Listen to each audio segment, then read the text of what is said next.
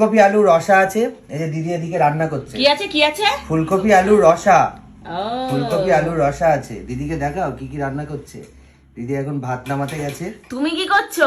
আমি এখন হচ্ছে এখানে বেগুন পোড়া ছাড়াচ্ছি। বসো, বসে নাও। কোথায় একটা হবু শ্বশুর বাড়ি আসলে ফলমূল খেয়ে মানুষ বসে থাকে পায়ের ওপর পা তুলে, কিন্তু না, কিন্তু এখানে আমাকে বেগুন পোড়া মেখে খেতে হচ্ছে ভাত। এই হচ্ছে কপাল। তার জন্য কথা শোনাচ্ছ? না না, তার জন্য কথা শোনাচ্ছি না, কিন্তু এটা বলার কারণ হচ্ছে প্লিজ কেউ সবাই তো ভিডিও কমেন্ট করতে শুরু করে প্লিজ দেবে। কেউ ভিডিও নিচে এসে এটা কমেন্ট করবেন না। আমরা এরকম মিলেমিশেই থাকি। অনেকেই কমেন্ট করছেন, অনেক কথা, সব প্রশ্নের উত্তর আমরা দেব, কিন্তু এখন আপাতত সেই প্রশ্নের উত্তর দিতে পারছি না, কারণ এখন প্রচন্ড খিদে পেয়েছে। আজ আইটেমে কি কি আছে একটু দেখাও। যাচ্ছি যাচ্ছি। একটু এই যে দেখাও। ধনেপাতা দেওয়ার জন্য এই যে ধনেপাতা দিয়ে গেছে, হ্যাঁ। পেঁয়াজ কুচাতে হবে। হ্যাঁ, পেঁয়াজ কোচাতে হবে, অনেক কাজ। আর এই বেগুন পোড়া খেতে যে আমার কি ভালো লাগে কি বলবো, মানে মুড়ি দিয়ে হোক, রুটি দিয়ে হোক, ভাত দিয়ে হোক, মানে এটা অসম্ভব ভালো ব্যাপার শীতকালে বেগুন পোড়া। এখন আমরা ছাদে খাট লাগিয়েছি, বেগুন পোড়াবো, তান্দুরি করবো, বেগুন, চিকেন আর চিকেন তান্দুরি হবে, তারপরে পিঠে হবে, শীতকালীন পিঠে। খুব ভালো ভালো ইভেন্ট আসছে।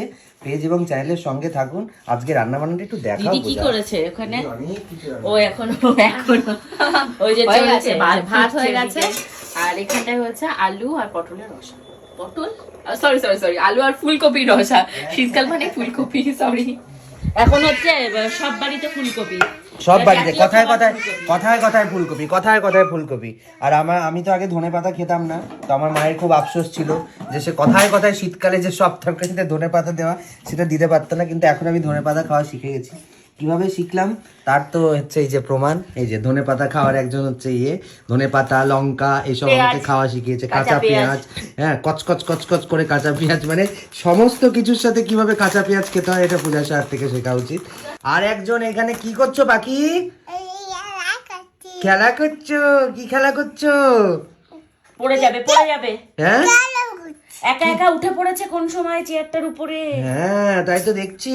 বাকি কি করছো তুমি এখানে? বাচ্চাটাকে আমরা আর হ্যান্ডেল করতে পারছি না, একে এখন হ্যান্ডেল করার জন্য বাইরে থেকে লোক নিয়ে আসতে হবে। তাই তো দেখছি। বাকি ঘুমোবে না তুমি? চিপস খাবে? এক্ষুনি তো খেয়েছো তুমি। হ্যাঁ, আচ্ছা, তোমার তো খাওয়া হয়ে গেছে, আমরা খাই এখন। হ্যাঁ, আমরা খাই। আরে মাখো তাড়াতাড়ি। তুমি রেগে গেছো? কি, কেন রেগে গেলে তুমি হঠাৎ? ওই দেখো আবার আসছে।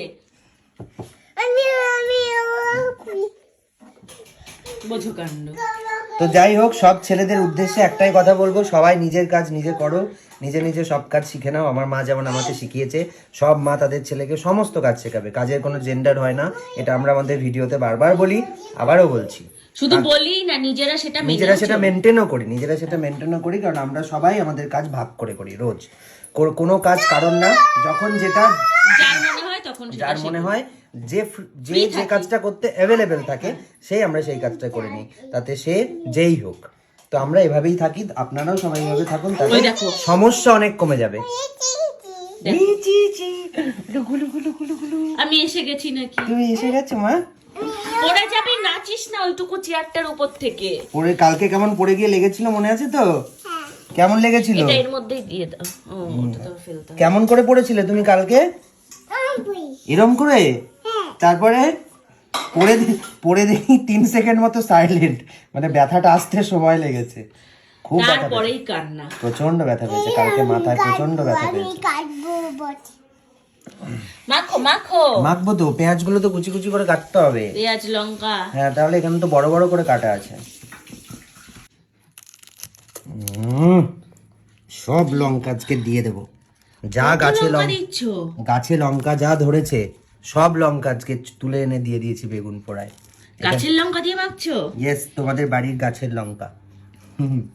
এখানে পেঁয়াজ কেটেছি, ধনেপাতা কেটেছি, লঙ্কা কেটেছি, আর এই যে পিঙ্ক সল্ট আছে এখানে। পিঙ্ক সল্টের পরিমাণটা না বোঝাটা খুব অসুবিধে হয়, যারা রেগুলার ইউজ করেন তারা জানেন। পিঙ্ক সল্ট ভীষণই হেলদি, খেতে পারেন নর্মাল নুন বাদ দিয়ে পিঙ্ক সল্ট। আজকে জমিয়ে খাওয়া দাওয়া। তুমি কি করছো? তুমি কি খাচ্ছো? পেঁয়াজ খাচ্ছে নাকি? ওকে তুমি দিয়েছো পেঁয়াজ? আর নিয়ে না, নিজেই হাতে হাতে নিয়েছে। কি হবে বেগুন পোড়া দিয়ে কি খাবে? বেগুন পোড়া দিয়ে ভাত, অ্যাকচুয়ালি বেগুন পোড়া দিয়ে মুড়ি, রুটি, যা খুশি তুমি খেতে পারো। রুটিটা বেশি ভালো লাগে। হ্যাঁ, শুধুও তুমি খেতে পারো, কোনো অসুবিধা নেই। আমি আর বাবা মুড়ি খেতে ভালোবাসতাম খুব। শীতকালে এরকম সকালে মা যখন স্কুলে চলে যেত, বাবা বেগুন পুড়িয়ে রাখতো, তো তারপরে আমরা মেখে সকালবেলায় দুজনে ব্রেকফাস্ট করতাম, তারপরে আমি টিউশনে চলে যেতাম।